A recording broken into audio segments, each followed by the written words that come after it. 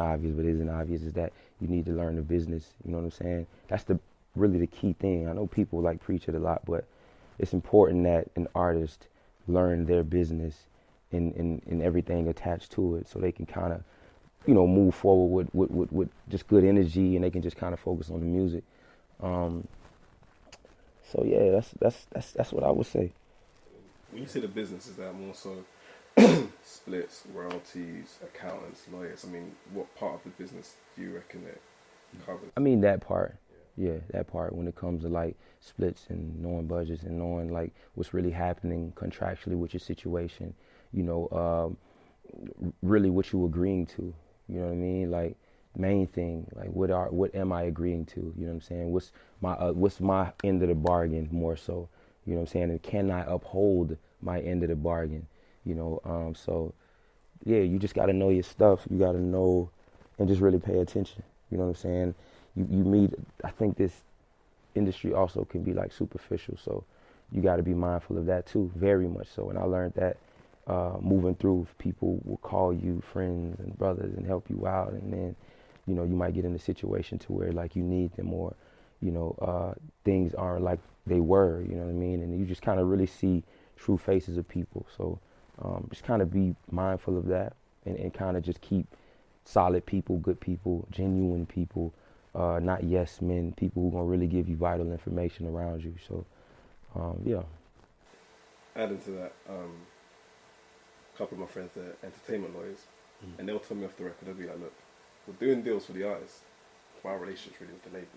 Right. Do you know what I mean? So it's like, because they're doing more business with the labels than they are with one artist. And I remember Yo Gotti was saying to me, he's like, when you deal with lawyers, you got to know who that lawyer, like what their actual affiliations are, because you may think he's doing something for you, but he's really in. Yeah, it's always like that. And that's the thing, is basically to sum up what I'm saying, like, people do stuff that's beneficial for them. It might look like it's in your best interest, but they're looking out for their best interest mainly over your interest, which means that I need to do this. I'm gonna make sure this relationship lives.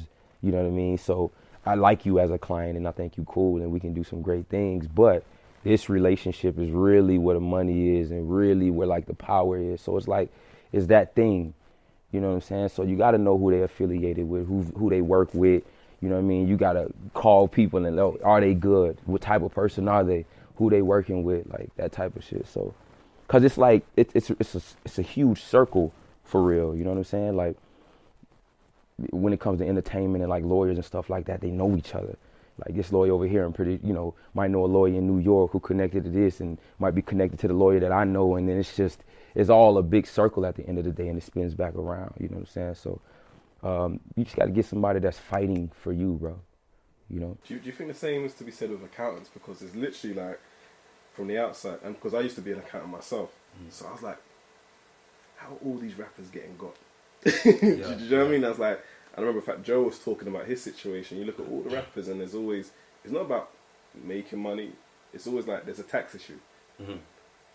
That's another part of the game that is almost never really explained to up-and-coming artists, because you can almost see it coming, like, in a couple of years, he's hot now, but there's going to be issues with that tax, yeah.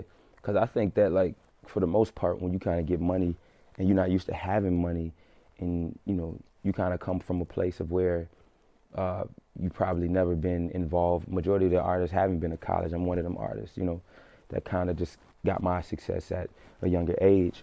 So it's a lot that I didn't know, and it's a lot that these other artists don't know. But one thing is for certain is that Uncle Sam will get that bag out of you, most certainly. You know what I'm saying? And I think sometimes you might get a feeling to where you feel invincible, where you feel like the money won't stop, and it's going to keep coming forever, and you at some point can go ahead and pay them off until things ain't the same, and then they asking for, $500,000, you ain't got it. It's like, you got to pay them people frequently, man. Figure out some type of situation, because that's important.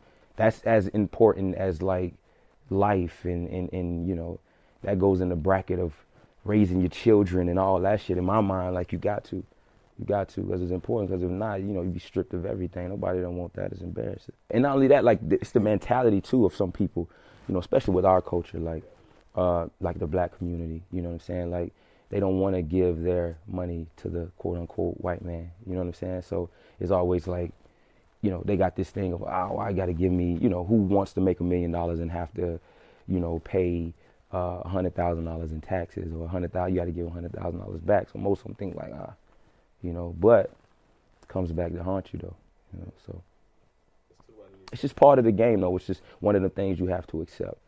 You know what I mean? Like my bro says, it's like certain things you just got to factor out. Like, you know, you kind of have a checklist and you're like, all right, IRS got to be paid. Ain't no way out of that. So take that and just, it is what it is, and live with that. You know what I'm saying?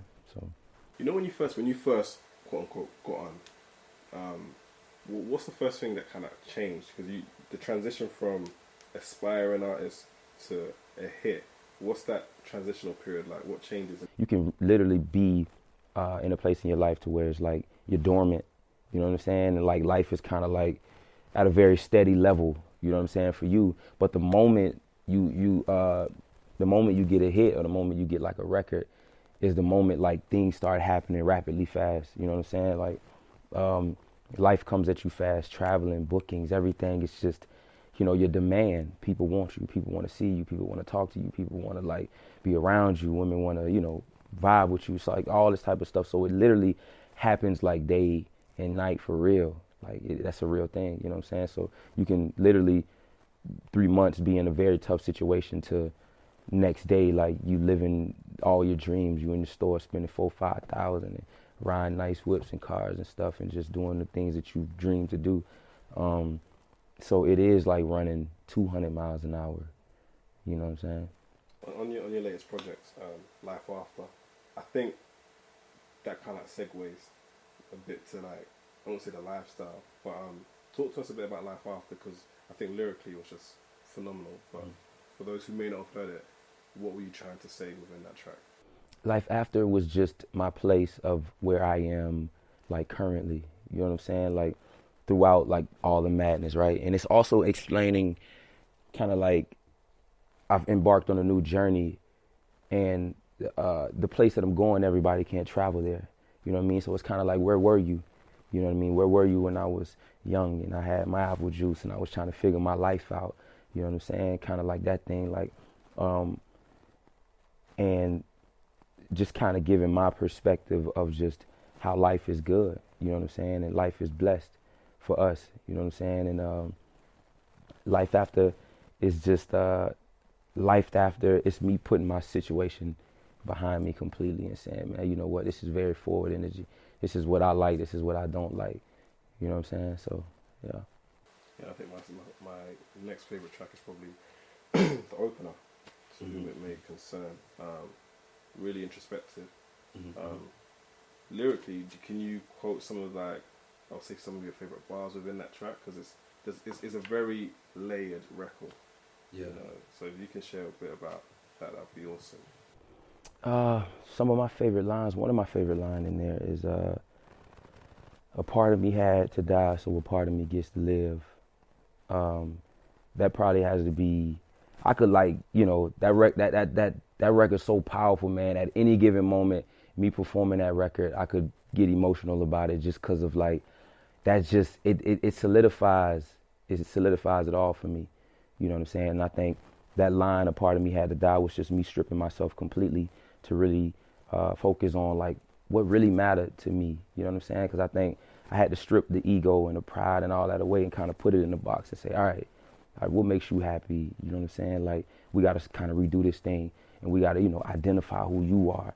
So it took a lot of soul searching. That's what To Whom It May Concern. It's just like to whoever it applies to, you know what I mean? That's kind of going through that state of mind, or in this place of where they just like, man, I got to rebuild my shit. You know what I'm saying? And it's kind of like a letter to me, really. You know what I'm saying? So as much as I thought that I wrote it for like everybody, it's kind of like just, you know, anytime you deal with a therapist or whatever, they always tell you to like write your thoughts, your emotions, and your feelings. So I do that a lot, of just like, yo, I feel sad, I feel down today, I feel bad today. So that's what To Whom It May Concern was to me, was just me writing a letter to myself that, yo, Ace, you survived it, you're over it.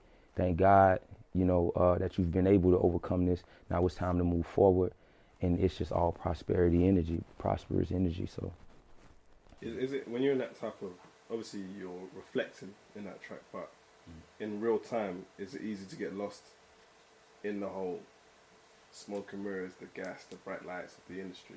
Yeah, certainly. Because you got one thing about it is like when you hide and you got all these great records and people love you, is that everybody is validating your greatness, constantly validating your greatness, constantly. So that boosts your ego. That's like putting gas in your tank and more, right? So it fuels you. So at some point you become invincible. At some point you become a different human being than you were before. So it's just being able to like strip the validations and know that they very much so live with me, but to be able to push through all the great shit that the fans say, oh, he's a GOAT, he's a legend, he's this and he's that, and it's just able to say, all right, we just have to keep working and keep, just really inspiring and like never taking credit for it, just really just moving forward. But being around that shit, you can get gas and you can lose yourself, and I think a part of me was on the verge of like becoming something else. And like when I started seeing that is when I made the choice. I'm like, you know what, this isn't fully me. This isn't fully who I want to be. This isn't fully what I want to say. So how about I take a chance? You know what I mean? How about I just go for it? Cut my own cord, strip it down, rebuild it, rejuvenate it the way I want it to look, and plug it back in. So that's what it was for me, to disconnect and then connect it back. So did you personally acknowledge that, or did people around you just say like, hey, bruh, you're moving a bit sideways now? I got all that, man. People thought I was crazy.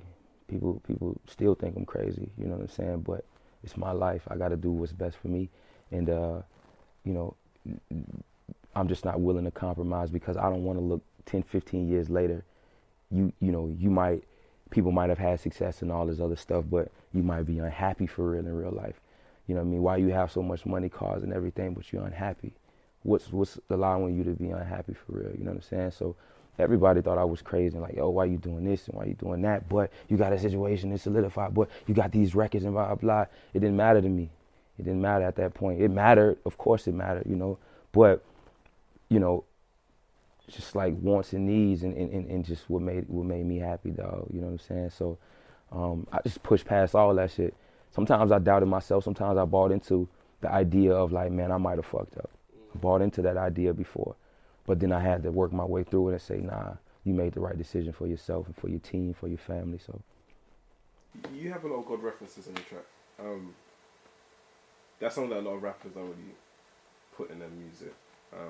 Why do you feel to incorporate some of those references in your music? Be specific if you can. Is it on a little bit more specific? Play to Win. Yeah, a couple of God references on there. Just acknowledging God. I think that I think for what I've been able to do, and like I don't know, man. I think somehow, I don't know how it happens, but I always like land on my feet, and I always push through, and I always like come out on top. You know what I mean? So for me, it's just being able to acknowledge the reason why I'm able to do that, and never forget that. You know what I'm saying? It's the same way that I look at that. It's the same way that I look at the situation that I was in. It's just like me being grateful for that journey and for what we've been able to do, and like, stuff like that. So it's like acknowledging the fact that you brought me through this. You know what I mean? I don't know how I did it. Sometimes I'm like, yo, did I did this, and then I'm doing like, so it's just, I just choose to acknowledge it, because it's the truth. You know what I'm saying? Like, he does wonderful things that I could never explain, but I'm always give him the glory as much as I can. Like, not trying to be over preachy with it or nothing like that, but just let people know he real. And higher power is real. And you see this as like your most proud. Would you say this is your most proud piece of work to date? Yes, certainly I do. Certainly, because it's all me. I orchestrated it all. It's like me and my team of guys. We put this project together. We did this. You know what I'm saying? So for me, and it's everything that I wanted to say.